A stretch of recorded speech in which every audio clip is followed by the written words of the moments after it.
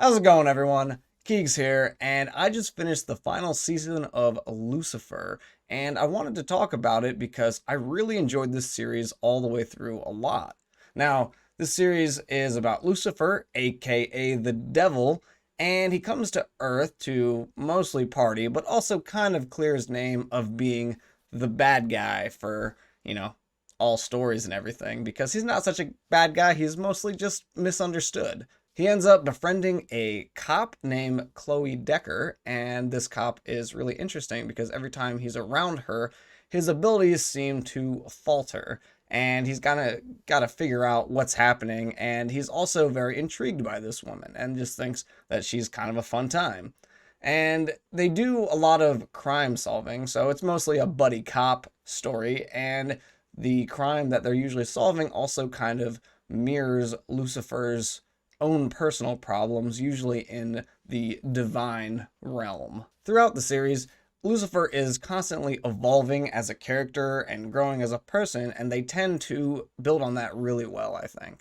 And Tom Ellis, the casting role for Lucifer, I think was fantastic, and he's perfect. He's very charismatic, and you want to like him, which I think is a great representation of what the devil would be if he came to Earth, because he tricks people and seduces them and makes them feel good about themselves. So this is the perfect cast choice for that, because I think he's great in the role. Usually I don't like musical episodes in TV series, but I think this one actually did it really well just because Tom Ellis has an amazing voice. And especially when he's at the end of the episode, a lot of times he'll be on his piano playing a song and singing, and it's fantastic. I could listen to the entirety of his song every time he plays it because I think it's that good. And I understand why they have him sing so much in the series, is because when you have a talent like that, you don't waste it. The entire ensemble is really good, and I think in the way of dynamics and personalities, they all really brought something to the table, which I was really happy about. Overall, I'm really happy that Netflix picked this series up after it was canceled on network television, because it was too good not to, and you could tell that the actors and the casts, they really liked being there and working with each other, and I think that really showed throughout the show. If you haven't seen the show yet, then I hope I was able to persuade you, and if you watch the first episode and like it, then you're probably going to like the rest of the series, because I think that's a good gauge for how the rest of the show is going to go. But now I want to get into spoilers, so this is my spoiler warning from here on out. At the start of season 6, Lucifer has just won the throne from Michael, and now he's kind of dragging his feet on his way to becoming God. And then there's Chloe over here with a piece of Azrael's blade, and she's got superpowers, and generally the two of them are just having a good time being together. And then a crazy angel shows up in hell, and I want to say she's got metal wings. They're definitely sharp. And she goes to talk to Dan, because Dan died in season 5. R.I.P. Dan. And she talks to him about how he almost killed Lucifer once, or kind of did kill Lucifer once, but she wants to know this to kill him herself. And I actually thought that this was a great way to reintroduce Dan to the show. I know the studio thought that season 5 was going to be the last season, so they had Dan go out with a bang, literally, but then I know when it got picked up for season 6, the actor was a little disappointed that he wasn't going to be in the next series because he was essentially written out, but they ended up bringing his soul from hell back to Earth, and he had to essentially make peace with what he had done on Earth and himself and get out of his hell loop. And I think this was a great way to bring him back into the series without making it like a cheap trick of him getting brought back to life, because sometimes in those situations it makes death not seem super important if you can always just bring people back to life. Anyways, this angel is apparently Lucifer's daughter, and she's really pissed at him because she thinks that he abandoned her and her mother and their friends and their family when she was just in the womb still. So she's mad at him, and then Lucifer is on the other side trying to prove himself innocent in the fact that he would never do that, based on the fact that his father did that to him, and he would never do that to his own child. I was only so-so at the beginning of this, but it actually ended up turning out really well. Time travel can get really messy really quick, and if it's done right, I think those are some of my favorite stories, but it can be done wrong so easily. But I thought this series did a particularly good job, actually, of managing the time travel logic. Rory, I thought, did a good job as a character, not revealing too much of the future to all the characters, because I think that's what tends to open up a lot of plot holes. It opens up way fewer when they don't say anything except very specific pieces of information. I thought they did a good job with that.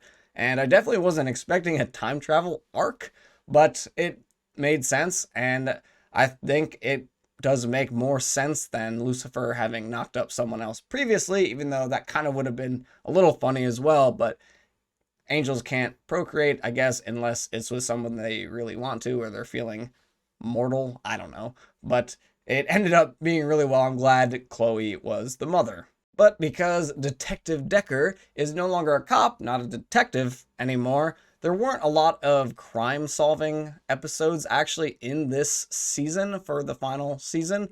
And they did have a couple which I did really enjoy, especially the one where they became cartoons. I thought that was really fun, and it was very different. And I thought it actually worked out really well, and it ended up being a very emotional episode, so to speak, about a child whose mother abandoned him when he was only a kid. And I think that's something that this season did really well, was essentially getting real emotional scenes out of people. You can see how much strain has actually been placed on a lot of these characters and how much they've gone through and sacrificed. And a great example was Ella when she kind of blew up at the group. She figured out everybody was divinity, and she yelled at them for not trusting her with the secret that they all clearly had. And I was glad that Ella finally learned the truth, and she kind of accepted it at the end. And I'm happy about that. I also think the episode where Chloe meets Dan again, or is able to see him briefly when she's holding the blade as Ghost Dan is there, I thought that was a very emotional episode. Same with Dan talking to Trixie. And all of these were kind of getting to show the broad range of the actors, because they got to do everything from very happy moments to very sad moments, and I thought they all did a great job.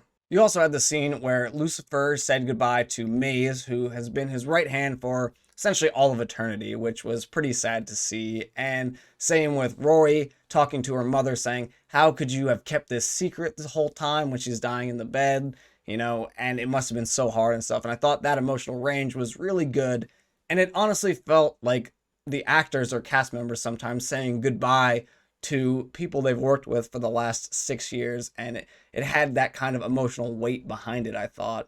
It also had a very bittersweet tone to it, but it did leave you feeling good where they left off with the series. I was hoping that when Rory went back to the future and went to talk to her dying mom, then Lucifer might have showed up at that point, because it wouldn't have affected the timeline by that point, because essentially she had learned everything by then, and so had Lucifer, so nothing should have been changed. I would have liked to see him there, but I did like how after Chloe died, she showed up in hell, greeted Lucifer, and said, you know, I heard you need a partner, and I thought that was really fun, a bittersweet ending again. So well done, but I do wish that he would have showed up after Rory learned everything, because the whole point was he couldn't show up, otherwise he wouldn't learn and have his epiphany and everything. But once he's already had that epiphany, he should be able to go back, right?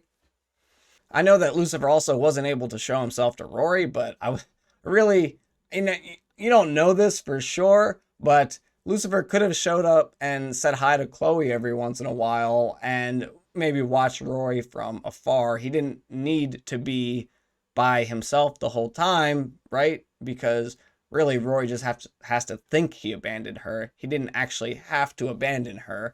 I mean, Amenadiel is God, and he's constantly going back to Earth, so, I mean, if he can do it, I assume Lucifer can too. I also wonder if Trixie ever learned that angels existed. I mean, I guess you would assume so, since her half-sister is an angel, so that would make sense. I also thought the other thing was Rory got caught at the end, and that's what made them go to the abandoned warehouse. But how did Rory get caught? How did that dude, first of all, know where she was going to be and then take her down? It seems crazy to me that he was able to get that off. I feel like they really glossed over how she was captured, and I'm sure there was something, but timing constraints or something, and they weren't able to put it in. But to me, I was just like, whoa, wait, how did he catch her? But I don't know.